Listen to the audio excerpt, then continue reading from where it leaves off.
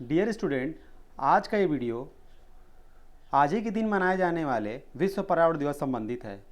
आज के इस वीडियो में ये समझेंगे कि ये दिवस है क्या, या ये दिवस क्यों मनाते हैं, या इस दिवस का इतिहास क्या है, या पर्यावरण सुधारने के लिए हमारी सरकार क्या कर सकती है या हम क्या कर सकते हैं। उस पूरी वीडियो में समझा जाएगा तथा साथ ही साथ ये भी समझा जाएगा कि इस टॉपिक से रिलेटेड जितने भी टॉप क्वेश्चंस बन सकते हैं उन सभी प्रश्नों की डिटेल में एनालिसिस की जाएगी। तो चलिए शुरू करते हैं।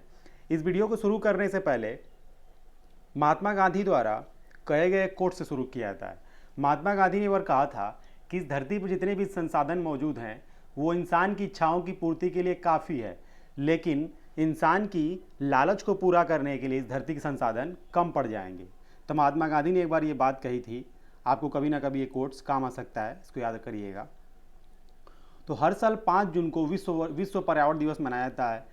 पृथ्वी का जो बढ़ता हुआ तापमान है तथा प्रदूषण जो है इंसानों के साथ साथ सभी जीवों के लिए खतरा बनता जा रहा है, जिसकी वजह से सांस संबंधी बीमारियां, त्वचा संबंधी बीमारियां या तमाम तरह की बीमारियां इंसान को, सभी लोगों को होती जा रही हैं।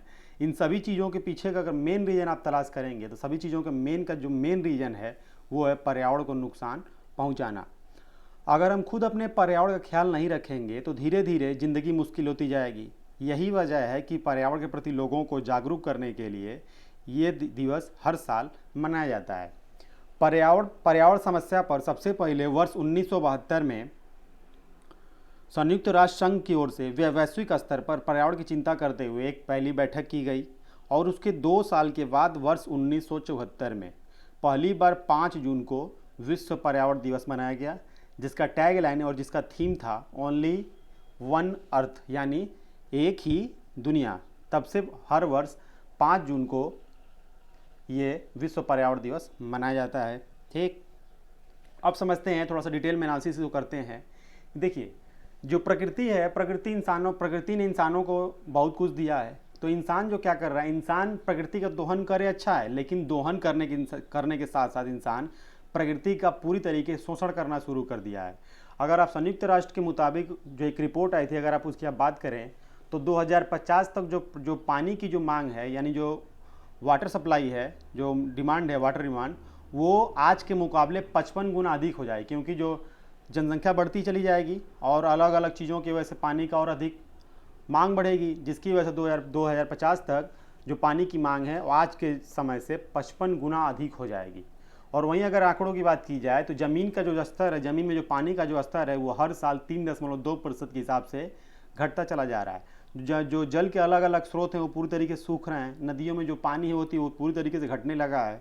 यहाँ तक आंकड़ा लगाया जा रहा है कि अगर ऐसे ही चलता रहा तो आने वाले 5 से 6 साल के बाद, यानी वर्ष 2025 तक, भारत पानी की जो भीषण कमी से जूझने वाले जो देश हैं उनमें भारत शामिल हो जाएगा। यानी जो उस समय अगर वर्तमान के मुकाबले अगर देखा जाए तो पानी सिर्फ चौथाई हिस्सा ही रह जाएगा। अगर आप प्रति वर्ष अगर पानी के उत्पादन की अगर आप बात करें तो पूरे विश्व में जितने भी लोग हैं वो एक व्यक्ति एक साल में 10 लाख लीटर पानी की इस समय प्रयोग कर रहा है। यानी जो इस समय जो उपलब्धता है वो 10 लाख प्रति व्यक्ति प्रति वर्ष लीटर पानी है। अगर वहीं 1951 की बात की जाए, जब से पूरे भारत का कार्य शुरू हुआ, 1951 की अगर बात करें तो उस समय जो पानी की उपलब्धता थी वो 30 से 40 लाख लीटर के बराबर थी। यानी आप अंदाज़ा लगा सकते हैं कि पानी की अपेक्षा जो उपलब्धता है वो कितनी हद तक कम हो गई, यानी 67 सालों में लगभग 4 गुना कम हो चुका है। इस तरीके से अगर एक और आंकड़ों की बात करें आप तो 9.7 करोड़ लोगों को इस समय वर्तमान में साफ पानी पीने को नहीं मिल पा रहा है। ठीक, और अगर आंकड़ों की आप बात करें, इसके अगर संयुक्त राष्ट्र के मुताबिक जो भी आंकड़े हैं उसकी अगर आप बात करें तो ये देखा जा रहा है कि भारत में जो कीटनाशकों का प्रयोग और खाद्य से संबंधित जितने भी प्रयोग हैं उनका हर साल लगभग ज़बरदस्त रूप से उनका उपयोग बढ़ रहा है। यानी ज़बरदस्त रूप से कीटनाशकों का लोग प्रयोग कर रहे हैं, जिसकी वजह से भारत में लगभग हर साल 5,334 लाख टन जो है मिट्टी वो पूरी तरीके से खत्म हो रही है। ठीक है, और वहीं अगर देखा जाए, अगर पर्यावरणविदों की बात अगर मानी जाए, अगर पर्यावरण सिद्धांतों को अगर देखा जाए तो मिट्टी की एक परत बनने में लगभग 1000 साल लगते हैं। और ये जो पूरी 1000 साल जो लगता है बनने में, उसको मानव ने 150 वर्ष में, यानी 150 वर्षों में पूरी तरीके से इंसान उसको खत्म कर चुका है। और अगर भारत में देखा जाए तो भारत में एक साल में लगभग 1.3 करोड़ हेक्टर जो एकड़ जो ज़मीन है उस पर पूरी तरीके से हर साल जो है पूरी तरीके से वहाँ पे इतने पेड़ों की लगभग कटाई हो रही है और लगभग पेड़ों को जला दिया जा रहा है। अब देखिए, जो पेड़ हैं वो कुल मिला के मुख्य स्रोत हैं भोजन के, क्योंकि जो इकोसिस्टम है, इकोसिस्टम में पेड़ों का होना जो बहुत ज़रूरी है, क्योंकि अगर इकोसिस्टम पेड़ नहीं रहेंगे तो पानी जो कुल अगर मेन जो स्रोत है पानी और कह सकते हैं और भोजन का स्रोत है जो मेन जगह पे वो आपका पेड़ ही है, तो अगर वो नहीं रहेंगे तो इकोसिस्टम का पूरा जो साइकिल है वो पूरी तरीके से बिगड़ जाएगा। तो कहीं ना कहीं बहुत तरीके से मानव जाति को नुकसान पड़ सकता है। और ये भी बताया जाता है कि 15% जो ग्रीन हाउस गैस है यानी जो उसका उत्सर्जन है वो पेड़ों की कटाई की वजह से ही बढ़ रहा है। यानी मानो अगर पेड़ों की कटाई कम कर दे तो ग्रीन हाउस गैसों का जो उत्सर्जन है वो 15% वैसे ही अपने आप ही कम हो जाएगा। तो इस तरीके से साथ ही साथ अगर देखा जाए तो जिसकी वजह से पेड़ों के जो पक्षियां हैं उनमें काफ़ी हद तक उनमें कमी देखी जा रही है। तो अगर इस धरती पे पेड़ ही ना रहें, अगर धरती पे अगर पशु पक्षी ही ना रहें तो काफ़ी हद तक ये अंदाज़ा लगा सकता है कि जो पूरी तरीके से साइकिल बिगड़ जाएगी और उसका पूरी तरीके से जब धरती पे पेड़ और वनस्पति और जंतु ही नहीं रहेंगे तो संभावना ये है कि मानव भी धीरे धीरे विलुप्त रहेगा या हो सकता है रही ही ना। ठीक है, एक तरीके से। और एक तरीके से देखा जाए तो इस धरती पर हम सभी जितना मतलब मानव जाति जितने हम लोग प्लास्टिक का जिस तरह से हम लोग उपभोग कर रहे हैं, अगर देखा जाए तो हम लोग लगभग हम लोग जो पूरी जो मानव जाति उसकी वजह से जब हम लोग जितना भी समुद्र में कचरा और प्लास्टिक जो फेंक रहे हैं उसकी वजह से प्रत्येक साल 1 लाख से ज़्यादा व्हेल मछलियाँ, सील, तमाम तरह के जलीय जंतु अपने आप प्लास्टिक खाने से मर रही है। ये जो आंकड़ा है 1 लाख लोगों का, इसमें अपने आप जो स्वेच्छा जो अपने आप जो मृत्यु होती है प्राकृतिक मृत्यु वो नहीं है इस मृत्यु शामिल। 1 लाख वो मृत्यु है जानवरों की जिसमें सिर्फ प्लास्टिक खाने से, प्लास्टिक के टुकड़े खाने से, अलग अलग चीज़ों के खाने की वजह से मृत्यु जाती है। जैसे आप लोग पिछली बार जो आंकड़ा था एयर पॉल्यूशन, उससे पहले जो भारत ने प्रतिनिधित्व किया था पर्यावरण दिवस का, उसमें जो टैगलाइन रखा गया था बीट प्लास्टिक पॉल्यूशन, उसकी वजह से उसके देखिए प्लास्टिक को रोकने का मेन रीज़न ये था कि एक खबर आई थी कि व्हेल मछली का एक बार व्हेल मछली समुद्र किनारे आ गई, उस किनारे आके उसकी मृत्यु हो गई स्वतः ही। और जब उसका जब ऑपरेशन किया गया, जब उसकी मृत्यु जब पता लगाया गया, पता चला उसके पेट से बहुत सारे भंडार मिले थे, प्लास्टिक के पूरे बैग मिले थे, यानी पूरा वो प्लास्टिक ही खा गई थी, जिसकी वजह से वो जलीय जंतु व्हेल की एक मृत्यु हो गई। तब से वो पूरे सरकारें जागरूक हुई और उन्होंने बीट प्लास्टिक पॉल्यूशन उस बार का टैगलाइन बनाया था 2018 का, भारत में जब भारत ने इसका प्रतिनिधित्व किया था। ठीक है, इस तरीके से अब देखा जाए तो भारत में लगभग हर साल पूरी दुनिया में, अगर भारत की क्या पूरी दुनिया में अगर बात की जाए तो 15 अरब पेड़ लगभग हर साल दुनिया में काटे जा रहे हैं। तो कहीं ना कहीं भारत के लिए, पूरे विश्व के लिए भी खतरे का एक पैगाम बन सकता है। ठीक है, तो अब समझते हैं कि आखिर हम लोग इसके लिए क्या क्या कर सकते हैं। आखिर हम लोग इस जितना भी हम लोग नुकसान पहुंचा रहे हैं तो उसके लिए कुछ तो करना पड़ेगा। उसके लिए हम लोग क्या कर सकते हैं, तो मैं कुछ सुझाव दे रहा हूँ आप लोगों को। जैसे कि देखिए, जैसे कि आंकड़ों की अगर आप बात करें तो एक व्यक्ति एक साल में लगभग 52 किलोग्राम कागज़ का प्रयोग कर रहा है, यानी पेपर्स का प्रयोग कर रहा है। अगर वहीं अगर सुप्रीम कोर्ट की अगर बात की जाए, देखिए सुप्रीम कोर्ट ने इस मुद्दे को संज्ञान में लेते हुए उसने ये कहा कि जो सुप्रीम कोर्ट का पूरा जो क्रियाकलाप है वो पूरी क्रियाकलाप अब ऑनलाइन होगी, डिजिटल होगी, उसमें कहीं पेपर का प्रयोग नहीं होगा। तो उस सुप्रीम कोर्ट द्वारा पेपर का प्रयोग न करने की वजह से करीब 2100 पेड़ों की बचत हो रही है, यानी 2100 पेड़ नहीं कट रहे हैं उसकी वजह से। ठीक है, यानी डिजिटल माध्यमों का अधिक अधिक हम लोग प्रयोग करना अगर शुरू कर दें तो पेड़ों की कटाई कम होगी। जब पेड़ों की कटाई कम होगी तो वैसे ही पेपर का उपयोग कम होगा, जब पेपर का उपयोग कम होगा तो कटाई कम होगी, और कटाई कम होगी तो पर्यावरण संरक्षण अपने आप ही अच्छा हो जाएगा। हम लोगों को अधिक से अधिक डीजल्स का प्रयोग, इन सब चीज़ों का प्रयोग कम से कम करना चाहिए। ठीक, और एक और अगर आंकड़ों की आप बात करें एकदम सीधे, अगर किसी में एग्जाम्पल के लिए अगर आपको नहीं समझते, एक एग्जाम्पल लेता हूँ, जैसे कि अगर रेलवे की बात करें तो रेलवे में लगभग एक दिन में लगभग 3 लाख टिकट बुक किए जाते हैं, और वो टिकट जो बुक किया जाता है लगभग A4 साइज के पेपर का बनता है वो। ठीक, जिसमें लगभग 8335 सीट बनते हैं। ठीक है, उसकी वजह से अगर आप उसको आप पेड़ों के अगर अकॉर्डिंग डिवाइड करेंगे उसको तो लगभग एक दिन में 36 पेड़ काटे जाते हैं। अगर उस सारे पेपर्स की जगह ऑनलाइन प्रयोग होने लगे, ऑनलाइन मोबाइल से अगर टिकट का दिया जाने लगा तो उसकी वजह से क्या होगा, 36 पेड़ रोज़ बचा लिए। आप अंदाज़ा लगा सकते हैं कि एक वर्ष में अलग अलग ऐसे कई सालों के बाद धरती पे कितने पेड़ बचा दिए जाएंगे इस तरीके से। और दुनिया में एक और है इसके अकॉर्डिंग, दुनिया में लगभग हर सेकेंड में लगभग 8 टन प्लास्टिक का निर्माण हो रहा है, और लगभग एक साल में इस मानव जाति द्वारा लगभग 60 लाख टन प्लास्टिक समुद्रों में फेंक दिया जा रहा है। ठीक है। तो आप अंदाजा इससे लगा सकते हैं कि ये सारा कचरा और जो प्लास्टिक समुद्रों में फेंक रहा है मानव, हम लोग प्रौद्योगिकी मानव जो फेंक रहा है, उसकी वजह से पूरी समुद्री जो जीव जंतु है कितना उन पर नुकसान पहुँचेगा, जिसकी वजह से अगर वो जब उनकी जब मृत्यु होगी, जब वो जब इस साइकिल से जब जाएंगे तो मानव पर भी उसका प्रभाव पड़ सकता है। अब सरकार देखिए, सरकार उसके लिए क्या कर सकती है, सरकार को उसके लिए क्या करना चाहिए कि जो वायु प्रदूषण है उसको रोकने के लिए सरकार को बहुत सारे कठोर कानून बनाने चाहिए। अलग अलग जो भी प्रदूषण हैं उसके लिए सरकार को एक्ट में संशोधन करने चाहिए, यानी अधिक से अधिक कड़ाई करनी चाहिए। मांस की जो खपत है उसको घटाना चाहिए। उसकी वजह से होगा कि जब मांस खपत कम होगी तो उससे जो है जानवरों की हत्याएं बहुत कम होंगी, ठीक है। और सरकार को जो उपजाऊ और जो बंजर ज़मीन उसका ठीक से वर्गीकरण करना चाहिए, और जो फर्टिलाइजर्स है उसका सीमित उपयोग करना चाहिए। जैसे होता ही है किसानों को अलग अलग तरीके से, जैसे होता ही है कि जिसको उपयोग करना अगर 1 कुंटल तो उसके जब लोग 10 कुंटल का प्रयोग करते हैं, जिसकी वजह से दोहरा नुकसान हो। एक तो मिट्टी का नुकसान हुआ ही, साथ ही साथ एक तरीके से जो फर्टिलाइजर्स है उसका भी मिसयूज हुआ है, जो दोहरा नुकसान होता है। सरकार को उस पर कंट्रोल करना पड़ेगा। और सरकार सबसे अच्छा काम ये करना चाहिए, सरकार के साथ साथ लोगों को भी रिसाइकल तकनीकों का प्रयोग करना चाहिए, यानी जो भी कचरे हैं सरकार उसको फिर से उसको रिसाइकल करके नई वस्तुओं में बदले या तो ईंधन के रूप में बदले। अगर एग्जांपल के लिए मैं यह बात, तो नॉर्वे का एक शहर है, उसकी राजधानी ओस्लो, वो जो शहर है वहाँ पे जो बसें चलाई जाती हैं वहाँ पे कचरे से बनाए गए जो ईंधन होते हैं वहाँ से वो बसें चलाई जाती हैं। तो देख सकते हैं कि नॉर्वे एक मिश्रित अर्थव्यवस्था होने के बावजूद वहाँ के कचरों से प्रयोग करके वो बनाता है। तो डबल का डबल, एक तो प्रकृति बची और जो एक्स्ट्रा एनर्जी का जो लॉस हो सकता था वो भी काफ़ी बच गया। तो इसीलिए वो देश डेवलप्ड होते जाते हैं, ठीक है। और आंकड़ों की और बात करें तो धरती पर लगभग 3 लाख करोड़ से ज़्यादा पेड़ पौधे, यानी एक व्यक्ति पे 422 पेड़ आ रहे हैं। और वहीं अगर देखा जाए कटाई के मामले में तो लगभग इस धरती पर लगभग इंसानों द्वारा प्रति व्यक्ति 150 पेड़ों को काटा चुका है। तो अंदाजा आप लगा सकते हैं कि 422 पेड़ों की अपेक्षा 150 पेड़ काटे गए तो कितनी धरती पे शेष और बचे हुए हैं। अगर इंसान नहीं जागा तो कहीं ना कहीं भारत को और ये पूरे विश्व को इसका नुकसान का खामियाजा विश्व को उठाना पड़ेगा। तो ये था अलग अलग पूरा मसला पर्यावरण से लेकर संबंधित।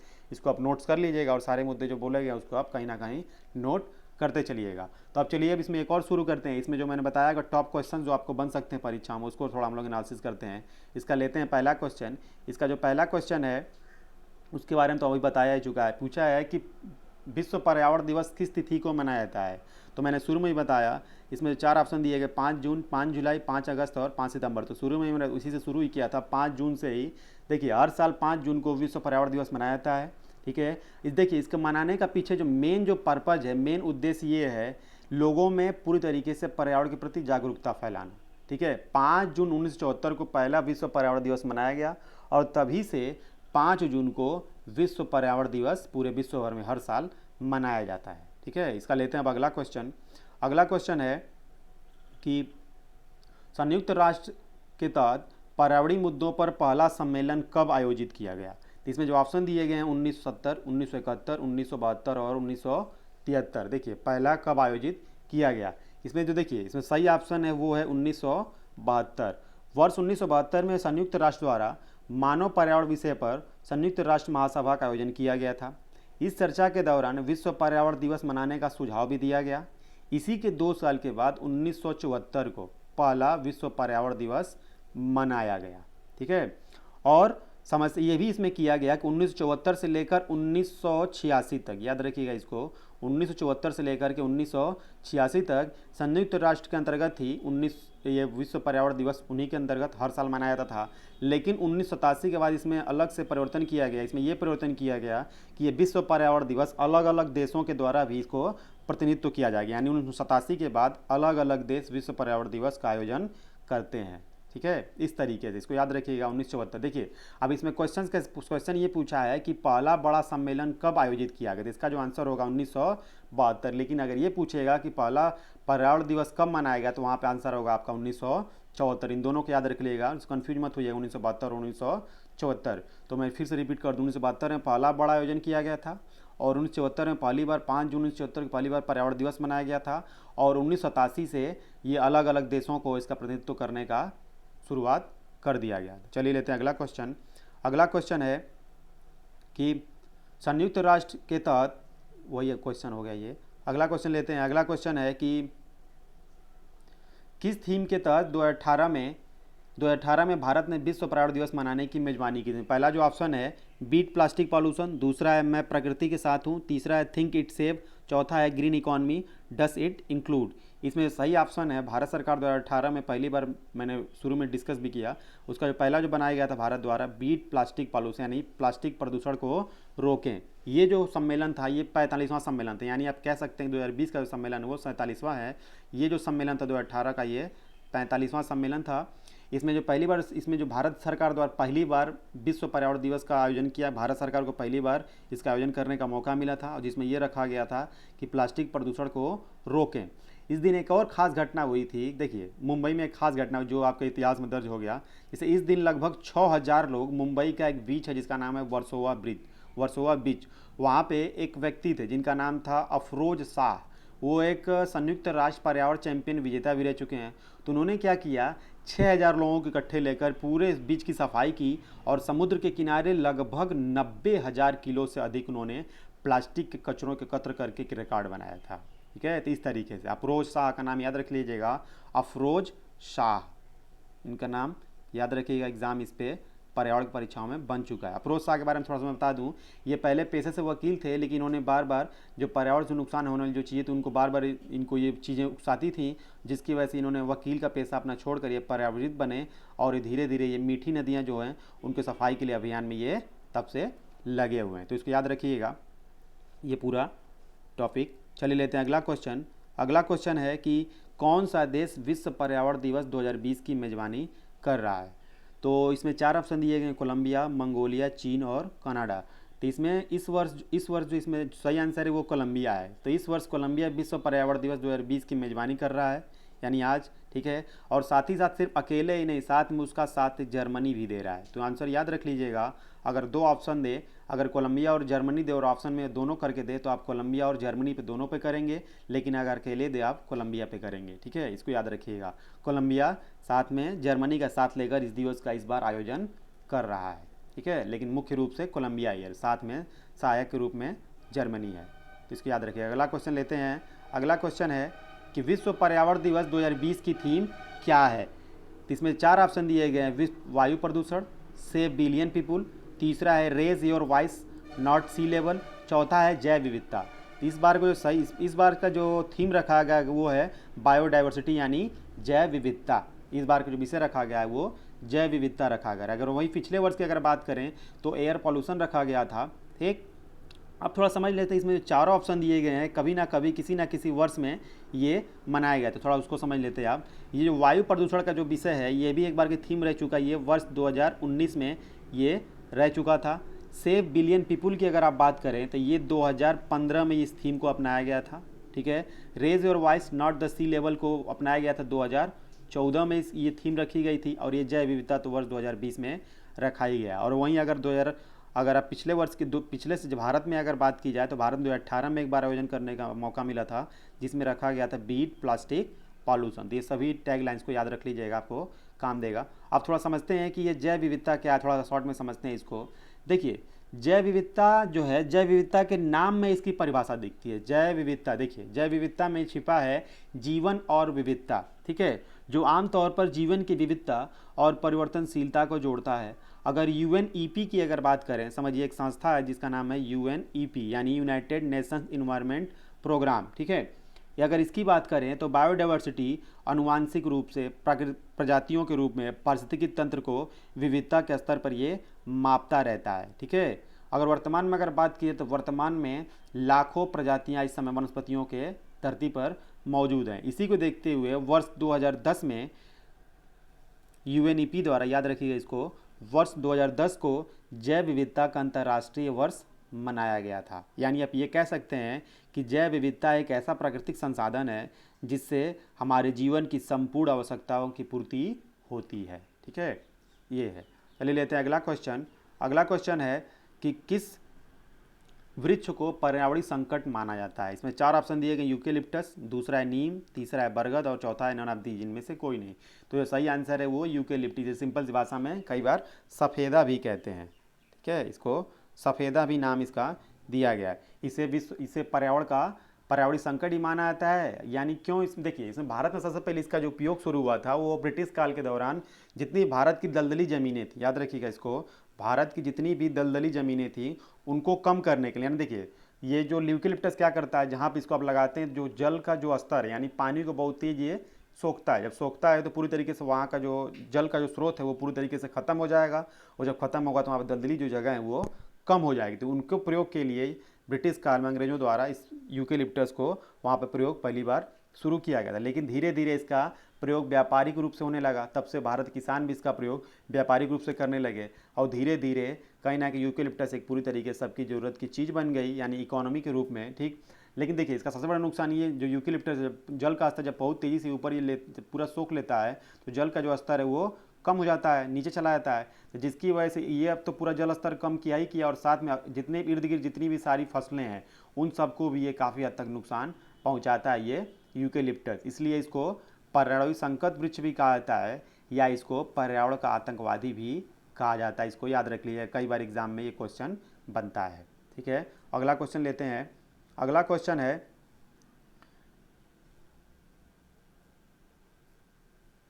पर्यावरण सुरक्षा अधिनियम। क्वेश्चन है कि पर्यावरण सुरक्षा अधिनियम भारत में कब बना। अगर इसमें 4 ऑप्शन देखा जाए तो इसमें 4 ऑप्शन है 1986, 1980, 1972 और 1984 में 4 ऑप्शन दिए गए हैं। तो ये सभी लोग पता है कि भारत में विश्व पर्यावरण सुरक्षा अधिनियम वर्ष 1986 में बना। ठीक है, यानी पहला ऑप्शन सही है। अगर 1986 की अगर बात करें तो पर्यावरण संरक्षण अधिनियम संसद द्वारा 23 मई, याद रखिएगा 23, ये सब क्वेश्चन बन सकते हैं, 23 मई 1986 को भारत की संसद द्वारा इस अधिनियम को पारित किया गया। ठीक, लेकिन उसके कुछ महीनों बाद 19 नवंबर 1986 उसी वर्ष, लेकिन कुछ महीनों के बाद 19 नवंबर 1986 को इसको लागू किया गया। तो इसको याद रख लीजिएगा, 23 मई 1986 को इसे पारित किया गया। ठीक है, लेकिन उसके 3-4 महीनों बाद नवंबर के महीने में 19 मई को 1986 को इसको लागू किया गया। ठीक, ये अधिनियम क्या है थोड़ा समझते हैं। देखिए, इस अधिनियम में कुल मिला के 4 अध्याय हैं, 4 अध्याय और 26 धाराएं हैं।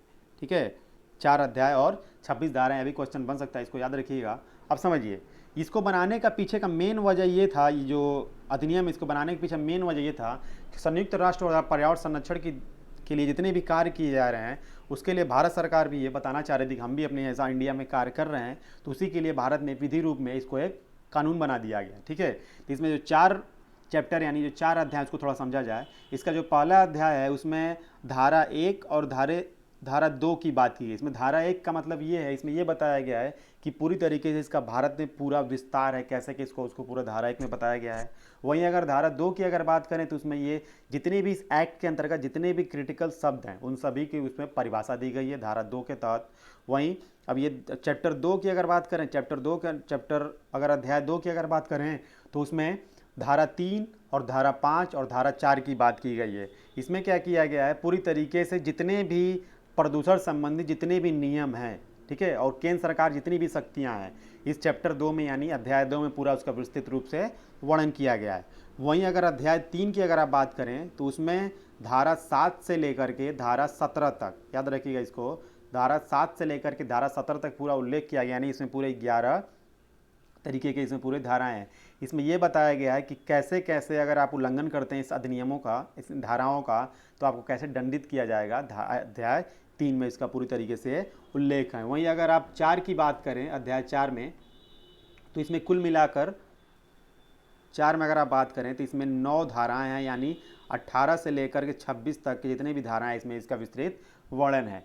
इसमें यह पूरी तरीके से बताया गया है कि कैसे कैसे शक्तियों का सरकार प्रयोग करेगी और क्या क्या पूरे तरीके से इसमें सरकार कब कब कैसे कैसे इसको लागू करेगी, इस पूरा अध्याय का इसमें वर्णन। इसको याद रखिएगा, पर्यावरण सुरक्षा अधिनियम में इसमें पूरी तरीके से 4 अध्याय और 26 धाराएं हैं। तो आप थोड़ा समझते हैं कि ये जो पर्यावरण सुरक्षा अधिनियम है इसकी वजह से क्या क्या लाभ है और इसमें क्या क्या कमियां हैं। तो पहले समझते हैं इस अधिनियम की क्या क्या अच्छाई हैं। पहली अच्छाई तो ये है इसके अंदर पहले अच्छाई है कि खतरनाक जितनी फैक्ट्रियां हैं उसमें जितने भी उत्सर्जित पदार्थ हैं उनको पूरी तरीके से इसमें स्पष्ट रूप से परिभाषित किया गया है, खतरनाक फैक्ट्रियों को। ठीक, दूसरा इस एक्ट की सबसे बढ़िया फ़ायदा ये है कि जो पर्यावरण प्रदूषण है उसको कितनी तरीके से जलवायु को प्रभावित करेगा उसका विस्तार रूप से इसमें वर्णन किया गया है। ठीक है, और तीसरा ये इसमें किया गया है कि खतरनाक जो प्रदूषण है उसको रोकने के लिए इसमें ज़बरदस्त रूप से दंडित करने के प्रावधान भी हैं, यानी अगर आप पर्यावरण प्रदूषण करेंगे तो आपको दंडित भी किया जाएगा। ठीक है। और चौथा इसका सबसे बड़ा फ़ायदा ये है कि इसमें जो कंपनियों को, सरकार को, चाहे सरकार चाहे, अगर कंपनियों को लगता है कि ये कंपनी से नुकसान हो रहा है तो सरकार उसको बंद भी कर सकती है। और पांचवा फ़ायदा ये है कि इसमें सरकार निजी कंपनियों के साथ साथ जितने भी सरकारी विभाग हैं और सरकारी मंत्रालय हैं उनको भी इसमें शामिल किया गया। ये बहुत बड़ा ये फ़ायदा है। अगर वहीं नुकसान की अगर आप बात करें इस अधिनियम के अंतर्गत, ठीक, अगर नुकसान की आप बात करें, सबसे पहला जो नुकसान ये है कि इसमें जो पूरी की पूरी शक्तियाँ दी गई हैं वो केंद्र सरकार के अंतर्गत है। इसमें स्टेट को कोई भी पावर नहीं है। तो कहीं ना कहीं ये कमी है। सरकार, राज्य सरकारों को भी कुछ ना कुछ इसमें पावर देना चाहिए जिससे वो अपने आप वो इसको नियम को इम्प्लीमेंट अच्छे से करा पाएंगे। ठीक। और दूसरा इसमें कमी ये है कि देखिए पहले से ही तमाम तरह के अलग अलग मसलों के लिए न्यायालय चलाए जा रहे हैं, तो अलग से अब पर्यावरण का मसला भी अगर उन्हीं कोर्ट्स में देखा जाएगा तो काफ़ी अलग से एक बोझ पड़ेगा। तो सरकार को इसके लिए एक अलग से ही पर्यावरण संबंधित मसलों को सुलझाने के लिए सरकार को एक अलग से कोर्ट बनाना चाहिए।